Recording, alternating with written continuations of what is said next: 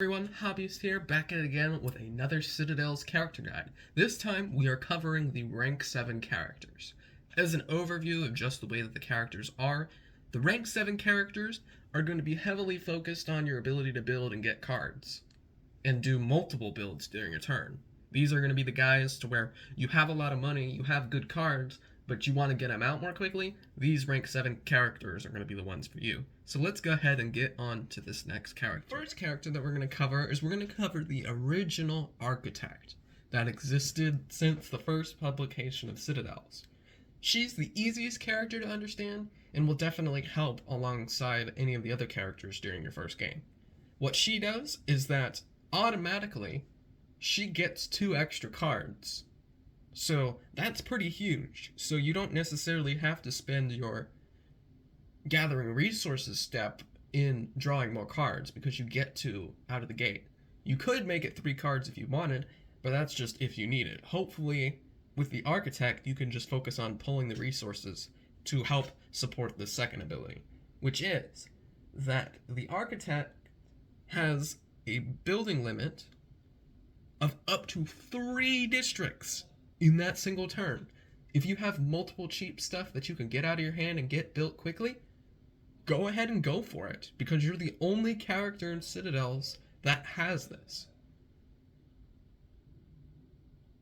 We talked about the rank 3 characters about getting it earlier, but if you manage to be able to survive any of the other interactions with the other ranked characters and are able to bide your time, you can build the most in your single turn, which is honestly really good. So the next character that we're going to cover, if you decide to no longer play with the Architect, you're tired of the OGs, you want to try something different, is the Scholar. Now the Scholar is a very interesting character and has the most options when it comes to her ability, because her first ability states that you are going to draw 7 cards from the deck and choose 1 to add to your hand. The other 6 get shuffled back into the district deck and placed face down in the center of the table.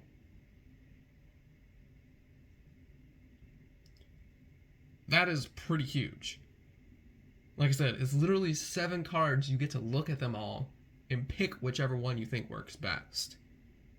So you have a lot of specificity to work with. And the whole other thing is that she can build up to 2 districts. Not as great as the Architect when it comes to building, but because of that huge diversity, you can start working towards getting the diversity points that get you those 3 extra points. Or if you're looking for a certain kind of unique district, it's going to be way easier to search the deck with the Scholar in comparison to anybody else. So she's incredibly powerful to work with if you manage to get the right cards and play the right combinations.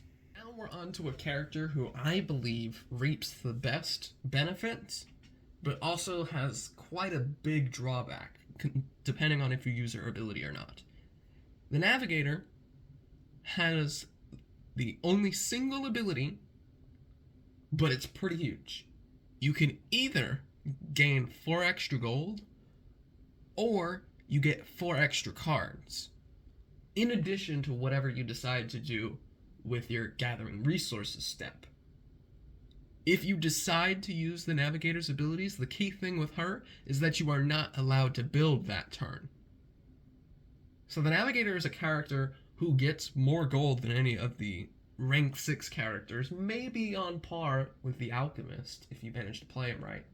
But if you go through several turns of building up either gold or building up your hand of cards, then you pretty much set yourself up for success, to where you could decide to just basically let it all be built out at once, to where you could start building high value stuff and getting those big points. But just to know that with the Navigator, especially since her gold ability, well, card ability is pretty huge, is that there's a good chance that rank 3 characters and rank 2 characters might try to come after you when it comes to your turn. So you gotta be a little sneaky and every now and then use the Navigator's ability, because use it too much, then it becomes pointless. But otherwise, I hope all these rank 7 characters will be helpful to you in deciding who you may or may not want in your game. But otherwise, I will see you guys in the next video.